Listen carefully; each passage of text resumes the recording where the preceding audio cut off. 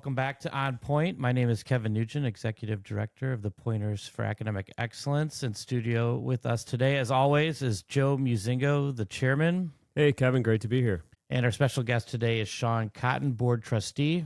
Thank you, Kevin. Well, it's been a wild July. We've had a time to recover from the June meetings, and we haven't really had a break up till now. So let's go back to the June 22nd meeting, the very critical budget meeting that took place. So, Sean, can you take us through the budget parameters, what you had offered in the June 9th meeting is required for the budget in order to have a good conversation and approve it at the second read? Yeah, so the school budget, the school budget 26-27 was what we were meeting on June 9th, and then the board met on June 22nd. And the budget starts with the budget parameters that come in January of the year of. And so January 2026, the board puts together its parameters. And the budget really is the most important decision that a school board makes. It's set by law. It funds everything that you're doing at the school system, and it's the most important role of the board. And so the board budget parameters were really put together by this board in 2023. These are the same budget parameters. There's a few changes, but in 2023, the board got together, myself as treasurer, Ahmed as president, and we put together a set of budget parameters that were really complex and talked about building a balanced budget, not spending more than you get in, which was a bit novel for our school board. And there's a series of different complex parameters that go with that then set the direction for the administration to enact a budget. And so June 9th was the meeting where we were reviewing the first read of the budget that Dr. Tuttle and Andrew Grusa had put together. Tim Klepp and myself both gave advice to Dr. Tuttle from the board. There was not a finance committee. This board still refuses to get a finance committee despite our administration having asked for one. But that was the first read of the budget for 26-27. So let me get this straight. The budget parameters are the priorities that the board sets for the administration and guides them as to where the money is going to be directed in some way. It shapes the budget, correct? That's correct. So the budget parameters, the treasurer, by our bylaws, the treasurer gathers feedback from the board members. They put it together, and that's voted on in January, sometimes early February. And that sets the direction for the administration to know what does the board want to do to enact a budget. And the center of the conversation became about budget assumptions. So what's the difference between budget assumptions and the budget parameters? So budget assumptions, so you're talking about June 9th. So correct. At June 9th, at the meeting, we had a budget. It was a balanced budget, which was great because my understanding was that there were some issues with prior work before Dr. Tuttle got back involved with putting together the budget. She felt very much pushed out by the board. They gave her a 1 in her evaluation, some of them on her budget abilities, even though, I mean, we have seen how fantastic her budgets have been.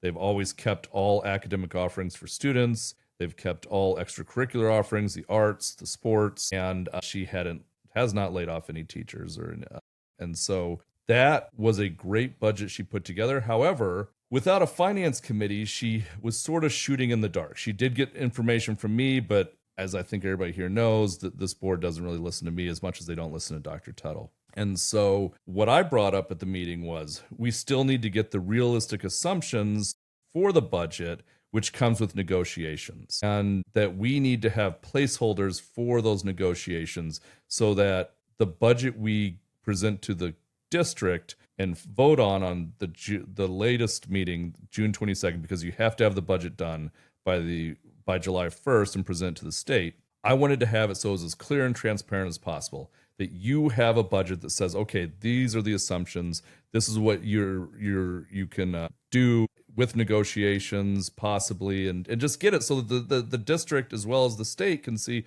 okay, what's a realistic budget? And this set up the conversation the following week, and that conversation that night, which is always what is actually happening and what does Trustee Worden believe is happening, or what does she want you to believe is happening? So you made the suggestion we should put in some placeholders, 1%, 2%, 3%, just give an idea of what the impact on the budget would be. And then Trustee Worden, attorney, prosecutor, Trustee Worden came out and said, no, we can't do that. That's an unfair labor practice. And then the whole conversation ensues from there. Yeah, and really spiraled from there. Yeah, and then subsequent to that, we find out from the board attorney that that's not a fair labor standards practice violation, and that you can put in placeholders in your budget to accurately reflect what the budget really is going to be instead of sort of a pretend budget. Yeah, I mean, and she even said right there, and I called her out on it, but no one listened. She said that we had never done this before, and we had. And Dr. Tuttle had put a 1% negotiation placeholder for the budget in 2024. And I brought that up, that this had happened before. Unfortunately, the rest of the board just listened to her and shut down conversation. And I kept bringing up, where are we supposed to talk about this? Well, we need to talk about the board. I said, okay, then let's talk about the board. No, we can't talk about the board. And I said, so how about have a finance committee? Have a finance committee of one. They seem to trust Tim Klepp with his financial acumen sometimes, and they still didn't. It was just this roundabout way of just shutting down a conversation, and it just didn't make sense to me. So in an effort to clarify whether or not you could put in the budget assumptions for the contracts, the whole meeting is shut down because after the attorney says, yeah, that's fine. Everything's fine. Jenny Jupe, hey, can we do this? Yes, it happens everywhere. Colleen Worden pulls a memo out of thin air and says, I'd like to discuss this related to a Facebook post that Trustee Jupe made months ago. Yeah, so we're talking June 22nd. This is the statutory meeting. We have to present the budget to the community. And during that highly compliant meeting with law, Colleen Worden pulls out a legal opinion and says, we need to discuss this because of what happened in a meeting a month ago that talked about the negotiations with the bargaining units. Yeah, that was a strange moment. Being in the audience, I can tell you that the feeling in the audience was, what is going on in the middle of this really important, as you say, Sean, statutorily required meeting? She's calling this timeout to discuss this old issue. And I think everybody, and of course Jenny, but I think everybody was confused. Like, what are you doing? I was blown away by the fact that the rest of the trustees voted to stop, to do that, to discuss this memo. I mean, that's not how a board works. Anybody who's been part of a board, whether private, public, for-profit, nonprofit, knows that you do not ambush anybody. You give them the information long in advance. You've seen this time and again from both Valerie and Colleen, like this tactic. But you saw almost the entire board look to be blindsided. If they didn't know, they certainly showed that they didn't know. And so, nobody even had it. She referenced a memo that no one has that was given to the board weeks prior and decided to discuss this at a board meeting during our budget. Yeah, and then we took this weird 15-minute timeout so people could try to find the memo that she's talking about. Oh, yeah. She was wholly unprepared. And she just blindsided the entire board and the administration. It was embarrassing. And there's a time at the beginning of the meeting to change the agenda. She didn't bring it up then. No. She only brought it up when all that came out about the budget assumptions. Right. So she was wrong on the Fair Labor Standards violation. Then all of a sudden, hey, I want to talk about this memo. I have to imagine that's what it is. I mean, because what happened was I provided the board with scenarios from other districts, and I did it either that night or the next day. I think it was the next day, right after our June 9th meeting. I said, look at this. You see it in Dearborn. You see it in Ann Arbor. You see it all over. And so I met with Dr. Bishop, and he decided he was going to put the budget assumptions in, which is great. Dr. Tull is now gone. June 9th was her last day. Roy's putting this together, Dr. Bishop. And so what he did was he put these budget assumptions in for different scenarios. And yeah, she was absolutely wrong. And this was not surprising. What it was surprising was that the rest of the trustees voted to say, okay, let's just discuss this legal memo. We're going to open it up. We're going to prove that Colleen was right in a Facebook fight. Yeah, right. It was an argument over a Facebook post. And I think it was Dan Grano that wrote that letter to the Grosse Pointe News that was like, this is unbelievable to watch in real time, that we're going to stop this really important budget meeting to talk about some Facebook argument. Right, and he should know. I mean, he was on the Park City Council. He was there. I think his son was fulfilling a Boy Scout requirement civic for duty a merit badge. Yeah, right. And it's unfortunate. You do have students, you have community members who see this kind of thing, and then they say, well, what's going on at the school board? This kind of nonsense. This is what's going on at the school board, unfortunately. We're stopping a budget meeting to discuss a legal memo that proved nothing and really had no relevance to the discussion whatsoever. It was not germane, and it should have been ruled by the president as not germane to the discussion as well. And this showed his poor leadership as well as Colleen's.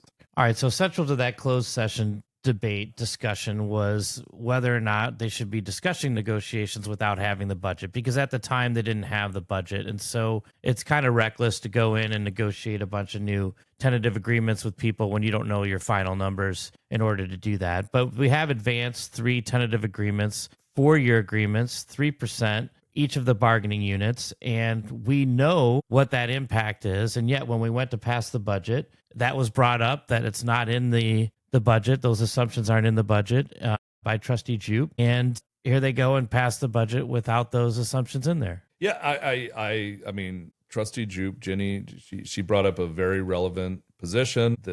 We now know these aren't assumptions. These are settled contracts. Some of were settled a week or more before the final budget, the final vote. They should have absolutely been in that budget and shown that impact to the budget with those 3 agreements. And she rightly, I think, in my opinion, voted against that. And it passed. I mean, I don't know when the last time the budget has passed at the bare statutory minimum of 4 votes. But yeah, I mean, it wasn't even an assumption at this point. We're not even asking for assumptions. Right. We're saying you should take what we know for sure will happen and put it into the budget. And they refused. They had the ability right there to amend the budget and vote on it.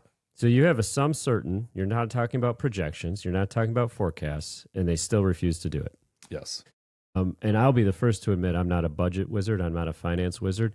But I think a big part of serving in public service is humility and knowing what you're not good at. So if I'm on the board and I know I'm not a numbers whiz, and we all know that Colleen and a few others certainly are not, wouldn't you want to surround yourself with people who are? Wouldn't you want that help? Wouldn't you be humble enough to say, I need some guidance here? And that leads me again back to a finance committee. And I guess they just fall back and, well, we've got Tim Klepp, but half the time they don't even listen to him. I've seen time and again. It always surprises me when they don't listen to him because, yeah, I mean, Colleen has shown over the years that she has absolutely zero knowledge about our budget, what it does, what the impact is. You see the board prior to 2023 and the disastrous budgets that they brought in disgorged millions of dollars on a financial crisis, a death spiral, and we've now fixed that. But the positions they're taking make me very worried about the future again. Yeah, and everybody should be. That's my issue, is that you see these easy chances to say, okay, no, we're fiscally sound. We're prudent. We will take into account guidance that makes sense. And they refuse. So concerns were raised at the board meeting about first reads becoming action items and being voted into policy without what is a normal process. Sean, can you explain that? So normal governance process with our school board is that you have 2 reads for any item that you're going to vote on. And this is really to give the public a chance to comment as much as possible on it, as well as the board. And with decisions of the board, resolutions, complex motions, you read them for the first time at the first meeting, and you read them again at the second meeting, and then you vote on them. And there's public comment available for both times. And also, because we go every 2 weeks, usually we have meetings every 2 weeks, it gives the public the chance to send in emails, to call, to interact with their board members. And so the 2-read process is important to follow as much as you can. It's not legally binding. You could bring up a motion and put it into law, at a meeting, as long as the meeting is properly noticed. But so, most times you have 2 reads. So we break down and inform the board meetings for the public. We'll see the budget on a Friday night. We'll be able to digest it and come to the meeting with a lot of information. The public probably doesn't have the same attention to these details. And so it's important that you have that process where you have the time in between for the public to be informed. So in many ways, when you vote in a first read, you're depriving the public of the process of influencing or discussing what's going to happen. And we saw with the budget, you raised some concerns. those concerns were handled, and we had all the information for the next meeting and all the clarity at the next meeting. And so it's important that we have that process. But the last meeting, that process was bypassed in several different situations, one of which was the hiring of the new human resources director. Well, I think it's fair to say, right, that the first read and the second read is the more transparent thing to do? Yes, absolutely. Okay, and we're seeing that consistently bypassed by the transparency crew that's in leadership roles right now.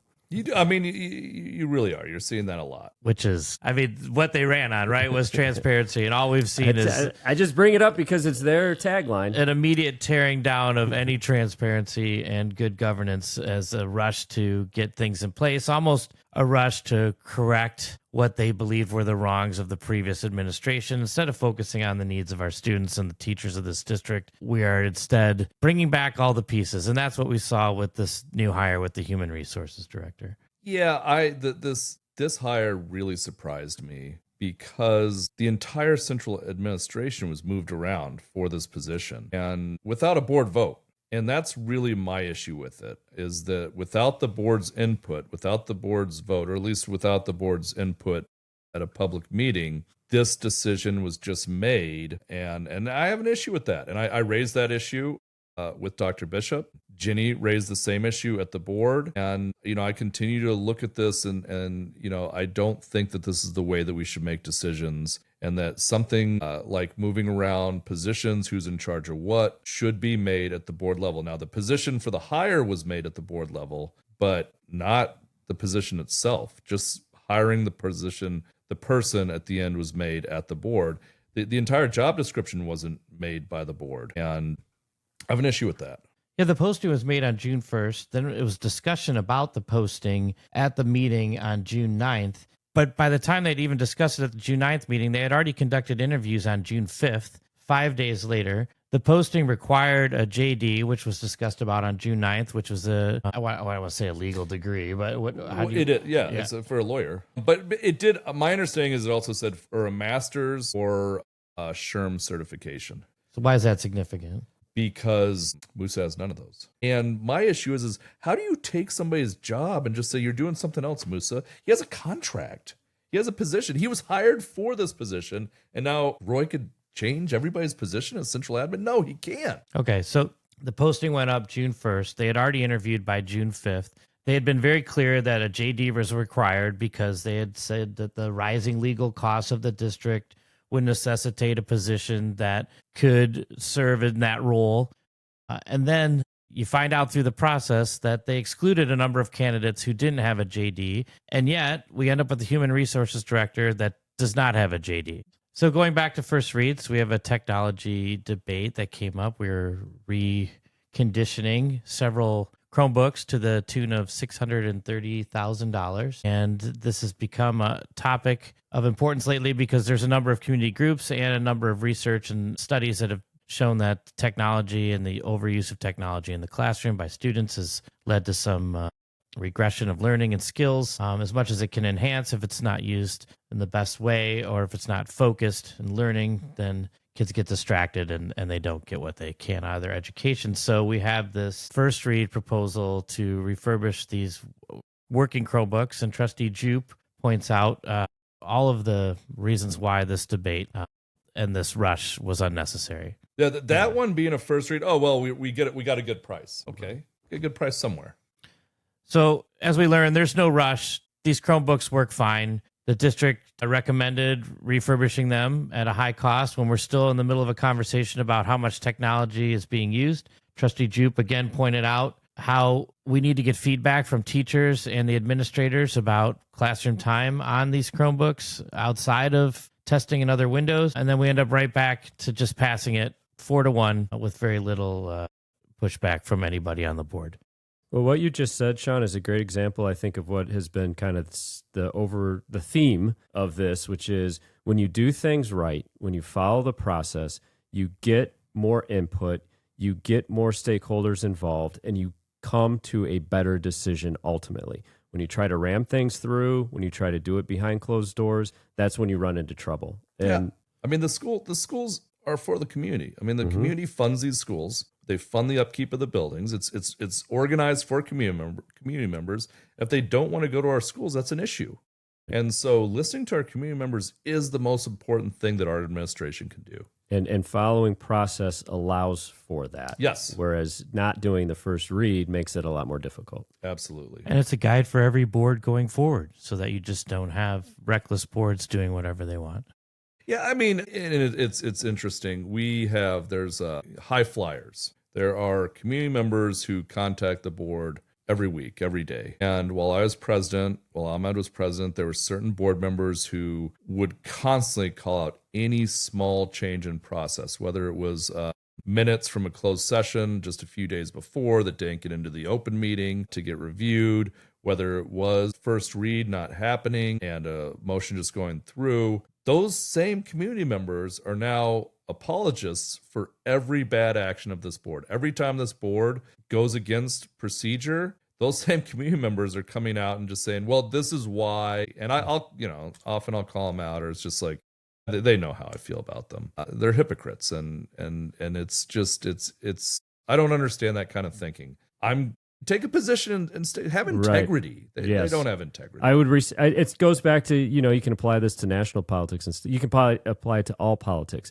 It's like, I respect the person who I may not disagree with, but who's consistent. Absolutely. Like, I know where certain politicians stand that stay consistent, and I'm never going to agree with them, but they have integrity. And then you've got the ones that just move around and do what they have to do and go against their own word and go against what they claim to believe in, and you don't respect them. Absolutely. Yeah. I mean, yes. Well, we're getting a lot of feedback. I think the community is waking up to the fact that this board is not operating in a way that they sold themselves, that a lot of their decision-making is contradictory to all of their claims, and just the endless making up of of information in order to sway arguments to their side has been on display for 2 years now. So the body of evidence is there. This board is not governing above board. The next board meeting is July 27th. I think that we'll probably be discussing, we'll hear more about contracts possibly. We're going to have the cell phone policy, I think, will be a big thing. All right, great meeting with you guys again. Appreciate the conversation. And we have some GPA contracts on the horizon and the next board meeting to discuss. So lots to talk about. Stay engaged, people. Stay engaged. Thanks for being here, Sean. Thank you, guys.